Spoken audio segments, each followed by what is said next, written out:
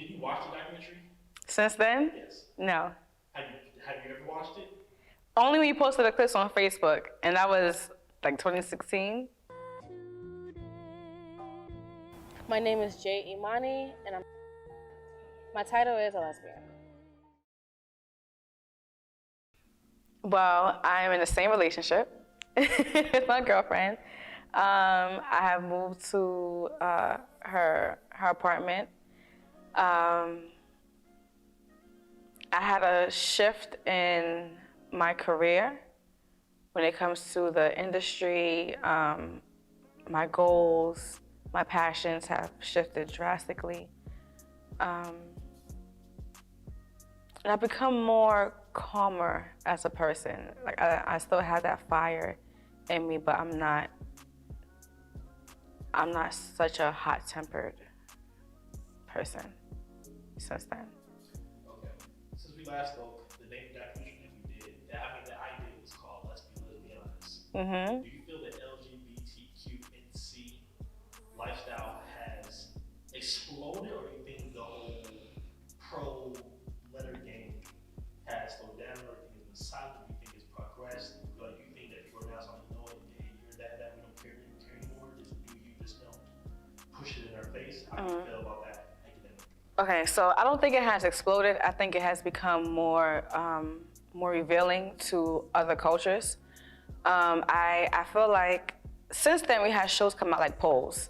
That was a huge big deal. We have never seen our community put out in that magnitude, and it brought a sense of home and a sense of Black people, Black LGBTQ people really started this shit because we were excluded from the community because it became so whitewashed and so white media. So I feel like, in my opinion, because of that show, it brought things back to home where we felt like, okay, now we could shine our light more. Now we could feel comfortable to go into a gay bar and not feel like we don't belong, even though we are gay, but because we are Black or because we are colored. So I feel like it has grown. I don't feel like, I feel like people still have more accepting to do, especially when it comes to the transgender community. I feel like that's still a community that has not been exposed properly in the right way. So that's really where I am now with the community. Do you think, I kind of forgot what led you to be with your current girlfriend. Do you think I think there's an age gap, right? Yes, we are, I think we're 13 years apart. Do you think in the near future you will still be with her? Oh, yes. Girl, or, nope. Or you think it's Her. So we are right now 4 years, almost 5 years in. That's a long time. And we have grown tremendously. I mean, and we're very open about our relationship. We have went through a lot of heartbreak, mistrust, patience, because of the age difference. So we have literally grown out of that to a place now where it is just beautiful. And we still have those, every relationship issues, communication, stuff like that. But when you talk about, so let me break it down. You have an age difference, meaning that she's at a place in her life where things are a little bit different than mine. She has a career, she's set, she has her own everything. Me, my career is often changing. It's changing in the field, not the career-wise. And the field is changing. The goals that I have, if one is not accomplished, I have a new goal. So whether she's checked off on the paper as that she's done, I'm still checking off my boxes. So that does come with patience. It does come with understanding. It does come with, okay, you know what? Let's sit down and discuss where we are at in our point in our lives and how we can blend those two things together. What can I do that can help you? What can you do that can help me? With her, I don't ask her for anything, but I know she's willing to give if I ask. With me, I give her emotional support. That's something that she was missing for a long time in her relationships, was the emotional thing. So it's not always monetary, it's not always physical. Sometimes it's here. And if you don't have a person here in their heart, if you're not there to be with them mentally and get them through things spiritually, then your relationship is just garbage. So that's what I bring to the table, is that emotional support, that upbringing, that encouragement, that I'm always here for you, something that she desperately needed. Not desperately, but we all desperately need that, because without it, you don't have anything. So that's the age gap thing. Do I see myself anybody else in the near future? No, because she has been in my life for such a long time. My family loves her. We do Christmas holidays together. So the age thing, besides the fact that she's very jovial, she has a very jovial spirit, is amazing. It was never an issue with our age difference, and that's how it's able to work. You understand? So no, she's here and she's staying, and she ain't going nowhere. Neither am I. How has COVID affected you personally, financially, or mentally? We could do the mental, I think, because your questions, COVID has affected me mentally, financially, overall, everything. But the end is the mental part. So with COVID, because I have a compromised immune system, that led me to feel like almost panicky at times. I often felt like if I got it, I will be one to pass. And she hates hearing that, my girlfriend, but it's the truth, because when I get sick, it takes a huge toll on me, on my whole entire body. So I was not excited for this new virus to come about, because I in my heart knew that would just take me out. So I did everything I could to just be social distancing, keep my mask on. I always have my mask with me. It's a lot. And when you see the amount of deaths that happens with people, families that are affected by it, close friends, it becomes like a mental turmoil. And then at one point, I was every day looking at the news to hear the president's speech or to hear Cuomo's speech for the day, and it became too much. It became taxing on me, so I had to let that shit go. As of right now, I was fine up until the upgraded strain of COVID came about, and how that's killing people at a much faster rate and showing things and showing signs that I wasn't doing before. I am nervous about this vaccine that they have. It's a lot. It takes a toll on you, but you have to remember that, at the end of the day, you can't let that stop your life.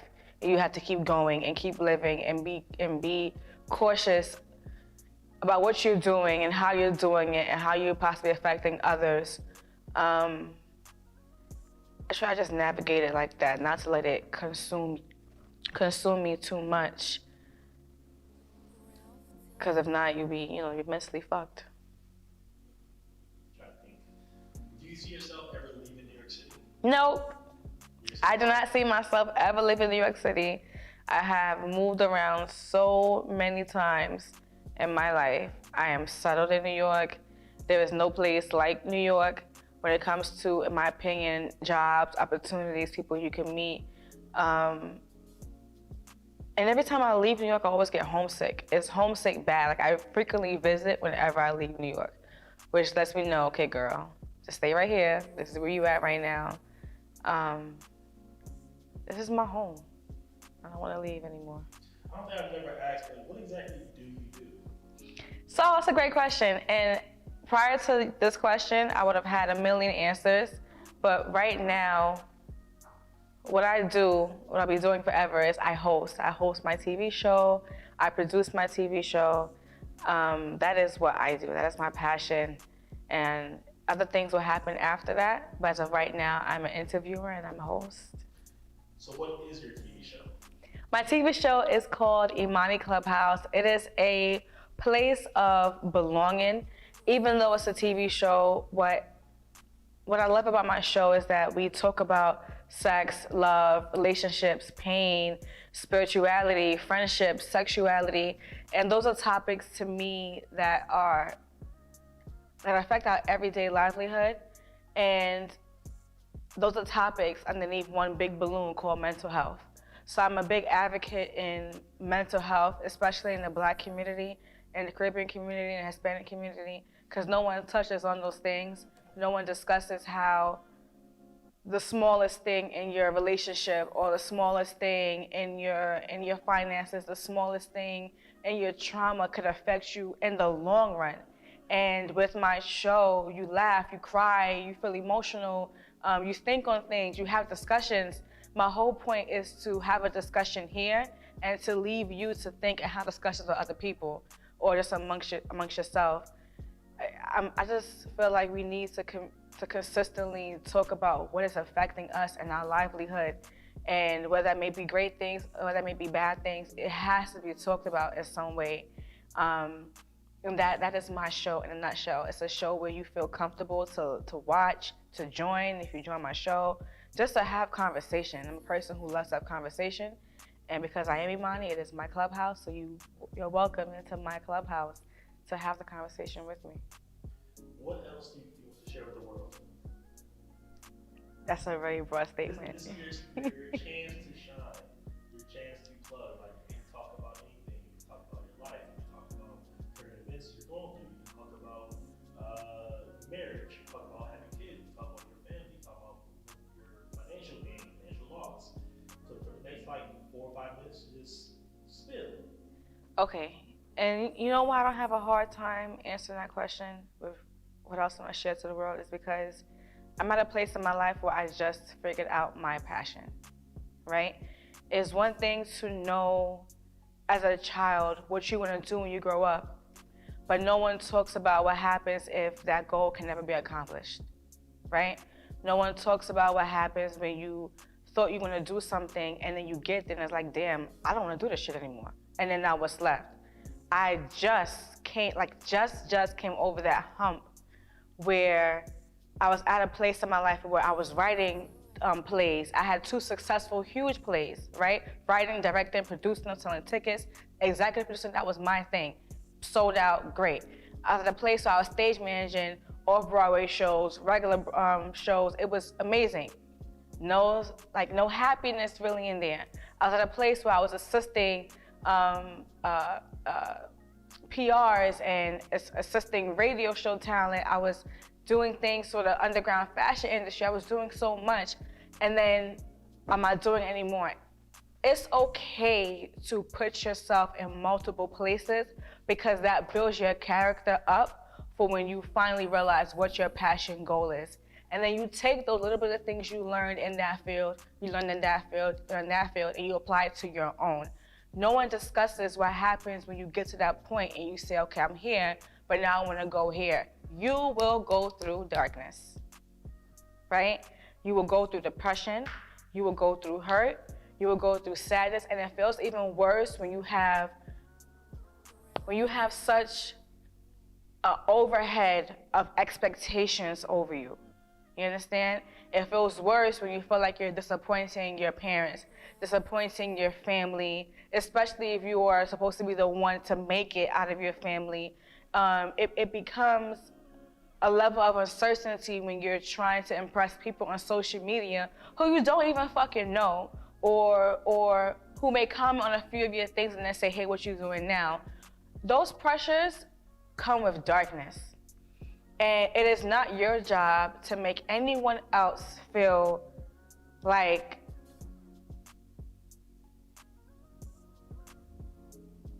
you are supposed to be the ideal goal for them. It is not your job to let other people live vicariously through you. It is your job, okay? It is your job to sit down with yourself, with your demons, with your anxiety, with your depression, with your sadness, with whatever it is, your shadows. Sit down with that and find that light. That is your fucking job. Because once you do that, once you discover what that is, everything else from there is like this. It just moves out the way, and you're walking right into your purpose. One thing that I have done that has gotten me so far mentally through this pandemic, through my career of many careers is manifesting and praying. They go together, okay? I don't care what God you believe in, is manifesting and is praying. Those two things you do together, and you write down exactly it is what you love to do, what you like to do, what you think you like to do, what you may want to do. You write those things down. And then once you write those things down, you say, okay, what is it that I'm most passionate about? Right? And it will click. And it's okay if it doesn't click right then and there, then you pray on it and it will come to you. But once you find out what you're passionate about, then you move forward with that, because I guarantee you everything after that starts checking off the box for you. I gotta get this, I gotta get that, I gotta get this, I gotta get that. And then here goes the other thing. Don't be discouraged if the things that you're passionate about doesn't happen right away, because it takes time. You have to plan it, you have to build it, and do not worry about the money. That's one thing that got to me, was me not having enough money to put forth the excellence that I thought that I deserved and that other people who are watching Imani Clubhouse deserve, or watching anything that I deserve. It was the money. Do not put yourself in a hole, right? Because people who like your things aren't gonna pay your bills. They're not gonna support you financially until other people do it first, right? You need to get out of that fear and get out of that thing where you say, I don't have the money to do it. Make it happen. Make it happen. It will happen, right? Something inside of you will burn so bright that says, you know, okay, I may not have the money to get this big ass studio, but I can get a backdrop, right? I may not be able to go out on this crab boil fest with my homegirl, but I'm gonna buy this backdrop to sit home and do what I have to do. Or I may not be able to start this consulting company the way I want to, but social media is my clients. So you start putting out things that you say, you know what, hey, I'm pretty sure you wanna learn how to start a nail business, right? And let's say you don't have the money to buy a nail thing. Do it on yourself. Don't let money be a reason why you don't accomplish your dreams, you don't accomplish your goals. That is the biggest mistake that I made in my life, was thinking that I didn't have the money to do what I need to do, and therefore I set myself back. No, honey, you could do it. When there's a will, there is a way, with determination. And if you're not determined to accomplish your goals without having the monetary things, without having the drive to get there, then your passion is it's not there for nothing, but it's slowly burning, and you want it to go like this, right? So that's one thing that I've learned in my career, many careers, is that I had to find my passion, I had to find my purpose, and now I'm encouraging other people to take your time. Mental health is a big fucking thing. And sadly, no one's gonna wipe your tears when you're crying by yourself. No one's gonna hug you when you need hugs. No, not everyone's gonna sit here and hold you or listen to you because they worry about their own shit. So you're gonna say, okay, at what point am I gonna get up and do what I need to do for me? That's where you start. You start when doing what's right for you. And once you let go of all those other expectations, all those other unrealistic things, you realize that, damn, I'm a powerful person. And now it's time for you to walk in your power and accomplish the goals that you want to accomplish and do the things that you never thought you'd be able to do. The next thing is, in conclusion, it's okay to feel like you're not worthy of certain things, because that is what will get you to royalty, if that makes sense. It is those moments where you sit down, you look at the ugly truth about yourself, that maybe you are just always too down on yourself. Maybe you allowed certain relationships to get you away from certain things. Maybe you allowed certain family members to make you feel like you wasn't worthy. Maybe you went through trauma, and maybe that trauma is affecting you, your livelihood, affecting how you treat other people. You have to let that shit go. Because how are you going to consider yourself to be royalty if you're always treating yourself other than? And that's in your mental health, that's in your head. Let that shit go. Let the hurt go, let the pain go, learn to smile more, learn to, honestly, just get over it. I'm not saying it's not important, but if it's weighing you down, nothing should ever be that important over you that it weighs you down. in that way. Get over it. And when you find that strength, then you could come back to it and then, go through therapy, whatever case you need to do. But right now, it's in the way. Don't let anything get in your way of finding success in whatever way or form that may be to you. And that is my advice for everyone. That's something that I had to learn the hard way. And I went through many dark days, many dark months. And I could finally say that, hey, I did it, and I'm successful in my own right. Not what success means to other people, but successful to me. And now I'm just growing, and I'm happy doing the one thing that could open many other doors of what I love to do. But find that passionate thing that you love and start there, and then everything else will fall into place. Okay, so before we close out, is there any closing remarks? Where to find you, hashtag Lower Thirds, Instagram, website, whatever. Just your closing remarks. Who are you? I mean, not who are you? I know who you are. Well, they don't know who I am. Yeah. So I am Imani. I am a passionate person. I am a person who has a lot of fire inside of her.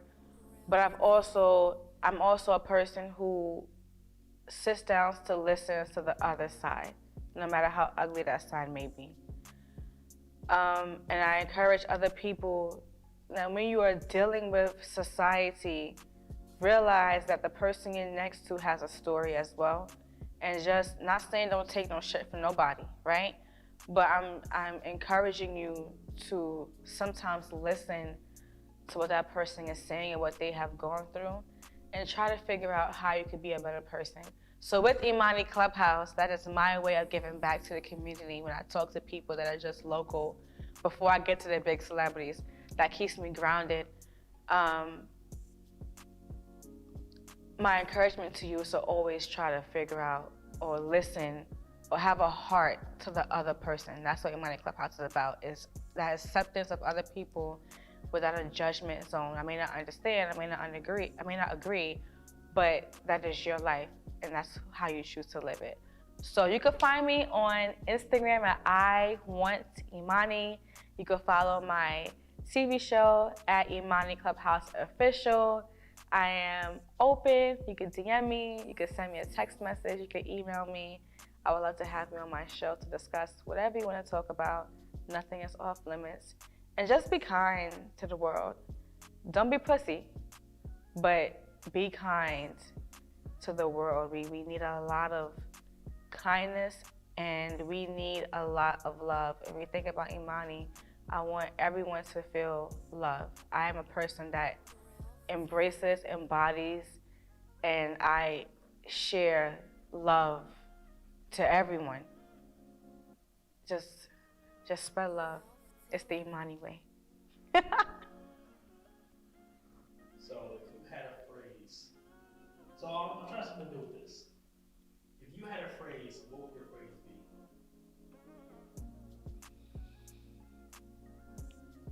I never had no ask that question before. If I had a phrase, what would that phrase be?